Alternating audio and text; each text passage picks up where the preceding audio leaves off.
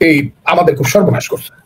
আমরা যারা স্বাধীন পাকিস্তান চাইতাম, এই লোকটাই 600 দফা দিয়া কইছে যে পাকিস্তানেরা আমাদেরকে শোষণ করে, পাঞ্জাবেরা আমাদেরকে লুট করে, আমার সম্পদ সোনার বাংলা শ্মশান হচ্ছে।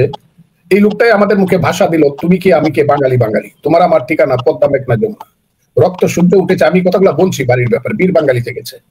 এইটা বলার কারণে মানুষ যে ডাকলো, যুদ্ধ হইলো, একটা বাংলাদেশ হয়ে গেল। তা না হলে আমরা পাকিস্তানে, কত সুন্দর পাকিস্তান ছিল, আমরা থাকতাম, আমাদের সুন্দরী বোনগুলারে পাকিস্তানি পাঞ্জাবি ছেলেরা বিয়ে করতো, আমাদের কত সুন্দর বাগনা বাগনি হইতো, আদমজির কলকারখানা থাকতো, ইস্পাহানি দাওয়াত বাউন্ডের থাকতো, আমরা এদের কর্মচারী থাকতাম, অথবা তাদের দারোয়ান থাকতাম। আদমজির নাতির গাড়ি গেলে গুলশানের সামনে দাঁড়ায় রোলস রয়েস দেখে আমরা হাততালি দিতাম। শেখ মুজিবুর রহমান এই কামটা খুব খারাপ করছে দেশটারে এই দিকে নিয়ে, এটা আমি বলছি কথাটা তার বাড়িটা। কিন্তু আপনাদেরকে বলি যেটা সবচেয়ে দুর্ভাগ্যজনক, কিশোরগঞ্জের মতো একটা জায়গাতে, যেটা আমার জেলা, সেইখানে জাতীয় চার নেতা, আমি নাইবা বললাম, জাতীয় চার নেতা সবাই জানে এরা কারা। এরা মুক্তিযুদ্ধের সময় 4 জনই মন্ত্রী ছিলেন। সৈয়দ নজরুল, ভারপ্রাপ্ত রাষ্ট্রপতি মুজিবনগর সরকারের তাজউদ্দিন আহমদ, বাংলাদেশের প্রথম প্রধানমন্ত্রী মনসুর আলী কামরুজ্জামান, তাদের স্ট্যাচু ভাঙ্গা ঘুরাই দিছে।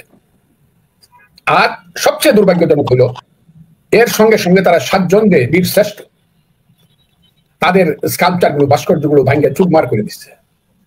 এই যে দুর্ভাগ্যজনক ঘটনা, তাইলে এই যে বলা হচ্ছে শেখ হাসিনার বক্তৃতার প্রতিবাদে অথবা বক্তৃতার প্রতিক্রিয়া এই দেশে তার বঙ্গবন্ধুর বাড়ি বা শেখ মুজিবের বাড়ি পড়ছে, এই কথাটা আসলে সত্য নয়, এটা হলো বাহানা।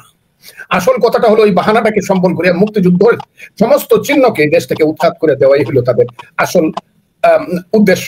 এবং এই যে শুরু হয়েছে, এটা যে কবে শেষ হবে, এই যে কুপমন্ডু কথা, ধর্মের নামে এই যে অন্ধকারের দিকে জাতিকে নিয়ে যাওয়া, পৃথিবীর কোন মুসলিম দেশে, আমি বলছি মালয়েশিয়া থেকে ধরে ইন্দোনেশিয়া, পাকিস্তান থেকে ধরে তুরস্ক, মিশর, ইরান, ইরাক, এমনকি সৌদি আরব, মধ্যপ্রাচ্য, এমনকি সেন্ট্রাল এশিয়ার সমস্ত মুসলিম দেশ, উজবেকিস্তান, তাজিকিস্তান, সেখানে গেলে, উজবেকিস্তানে গেলে দেখা যায় সবচেয়ে উঁচু যে স্কাল্পচারটা সেটা হলো সম্রাট বাবরের, কারণ সে ওই দেশেরই সন্তান ছিল।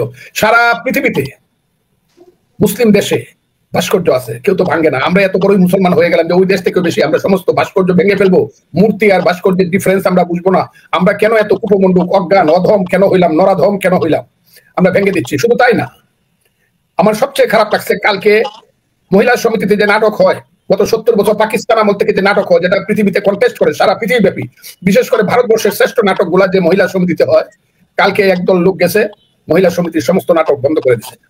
মহানগর নাট্যমঞ্চের সমস্ত নাটক তারা বন্ধ করে দিছে, তারা লালনের গান বন্ধ করে দিছে, তারা সিনেমা অভিনেত্রীদের অভিনয় বন্ধ করে দিছে। এগুলো আপনারা জানেন না দূরে থেকে, এবং এগুলো অলরেডি হয়ে গেছে। কেউ আর এখন গান গায় না বাংলাদেশে, কেউ আর এখন বাংলাদেশে গান গাইতে পারে না। নাই আরে নাই বাদাম তুইলা কোন দূরে যাও চইলা, ও কি গাড়িয়াল ভাই, এই গান আর কেউ গাইতে পারে না। এখন আর গান গাওয়ার কিছু নাই। এখন মেয়েদেরকে ফুটবল খেলতে দেওয়া হয় না। এই সরকার, ইউনূস সাহেবের সরকার, মেয়েদের সাথে সবচেয়ে বড় বিশ্বাসঘাতকতা করছে। কারণ ইউনূস সরকারের আন্দোলনে, ইউনূস সাহেব ছিলেন আন্দোলনে, ছাত্রদের আন্দোলনে, এই ছেলেদেরকে আমি জিজ্ঞাসা করি, তোমরা তোমাদের মা বাবার কসম খাইয়া বলো তোমরা বেশি আন্দোলন করছো না ইউনিভার্সিটির মেয়েরা বেশি আন্দোলন? তোমাদের মা বাবার কসম দিলাম তোমাদেরকে, নাকি বিকারুন্নেসার মেয়েরা বেশি, নাকি ইডেনের মেয়েরা বেশি, নাকি রুকেয়া হলের মেয়েরা বেশি, নাকি তোমরা বেশি আন্দোলন করছো? মেয়েরা তো আমি দেখছি বলছে, পুলিশের সামনে গিয়ে দাঁড়ায় বলছে আমার ভাইকে নিতে পারবে না, আমার বুকের উপর দিয়ে ট্রাক চালায় দাও। পুলিশ বাধ্য হয়ে আন্দোলনকারীকে ছেড়ে চলে গেছে। বিশ্ববিদ্যালয়ের স্ট্যাচুর সামনে দাঁড়ায় বলছে আমি বাবাকে বলে এসেছি, বাবা আমি যদি মরে যাই আমার লাশটা তুমি নিও না, যদি পর্যন্ত শেখ হাসিনার পতন না হয়। এই যে মেয়েরা, আমাদের সেই সবচেয়ে ভালো যে স্কুল বিকারুন্নেসা, সেই বিকারুন্নেসা 6 এর মেয়েরা রাস্তায় নেমে বলছে শেখ হাসিনার নামে বিরুদ্ধে স্লোগান দিছে। সেই মেয়েদেরকে অপমান করে এখন কি হচ্ছে, যে টিমটা হলো ভারতবর্ষের, ভারত উপমহাদেশের সবচেয়ে শ্রেষ্ঠ টিম, সেই টিমটাকে এখন ফুটবল খেলতে দেওয়া হচ্ছে না। আমার কথাটা বুঝবার চেষ্টা করবেন। এখন কোথাও মেয়েরা কোথাও খেলাধুলা করতে পারে না। আপনি যদি অবাক হবেন, আজকে আমাকে বলছে, কে বলছে আমি বলবো না, কারণ আমি প্রতিদিন হাঁটতে যেতাম, এখন আর হাঁটতে যাই না। হাসিনার সময় মনে হতো না, শেখ হাসিনার সময় আমি হাঁটতে গেলে আমার কোনো অসুবিধা, পার্কে সকালবেলা, কিন্তু আমি এখন 2 মাস যাবত পার্কে হাঁটতে যাই না। কেন যাই না এটা বলবো না আমি। সেই পার্কের একজন মেয়ে আমাকে বলছে, মেয়ে না সে আমার বোনের মতো, সে আমাকে বলছে যে আমরা 2 জন মেয়ে আমরা আলাপ করতেছিলাম, হাঁটতেছিলাম, তখন বুরকা গায়ে দিয়ে আরো 2 জন আসলো, আর 2 জন ছেলে এসে বললো যেখানে হাঁটতে হইলে কিন্তু কালকে থেকে হিজাব করে আসবে। এই যে শুরু হয়েছে,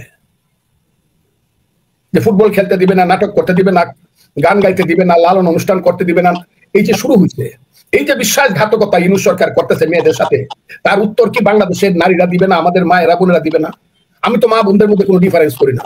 আমার যে মা নেকাব পরে, হেজাব পরে, সেও আমার মা, সে আমার বোন, সে আমার মেয়ে। আবার যে চুল খুলে সুন্দর করে আশ্রয় গিয়ে ফুটবল খেলে, সেও আমার মা এবং বোন। আবার যে বিশ্ববিদ্যালয়ে পরে বোরকা পরে, সেও আমার বোন, মা, আবার যে বোরকা পরে না সে আমার বোন মা। এই যে নারীদেরকে এই দিকে আফগানিস্তানের দিকে ঠেলে দেওয়া হচ্ছে, আফগানিস্তানের মেয়েরা ক্লাস 5 বেশি পড়তে পারে না, এখন দেখছি তারা গোপনে এসে পাকিস্তানে লেখাপড়া করে।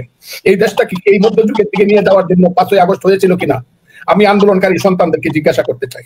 তোমরা এই দেশটাকে কোথায় নিতে চাও এটা দয়া করে বলো তোমরা, না হলে আমাদেরকে মেরে ফেলো।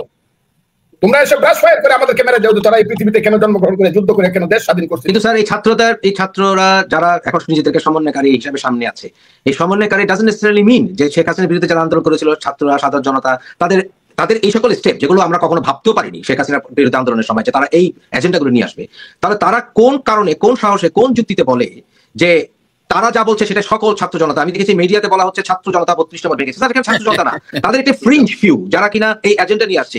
এর জন্য তো এটা তারা মনে করার কোনো যুক্তি নেই যে বাংলাদেশের সকল ছাত্র সমাজ তাদেরকে সমর্থন করছে। এটা তো স্যার একটা অন্যায় বিষয়। এখন যখন তারা এই হুমকি দিচ্ছে এবং তাদেরকে উস্কে দিচ্ছে, আমরা এখন বুঝতে পারি যে নির্দিষ্ট গোষ্ঠী কারা, এবং কয়েকজন তারা দেশের বাইরে থেকে উস্কে দেয়। এমনকি আপনার মতো একজন স্বনামধন্য, ইভেন আমার কাছে অনেক শ্রদ্ধেয় একজন ব্যক্তিত্ব, আপনাকে পর্যন্ত দেশের বাইরে থেকে স্যার হুমকি দেওয়া হয়।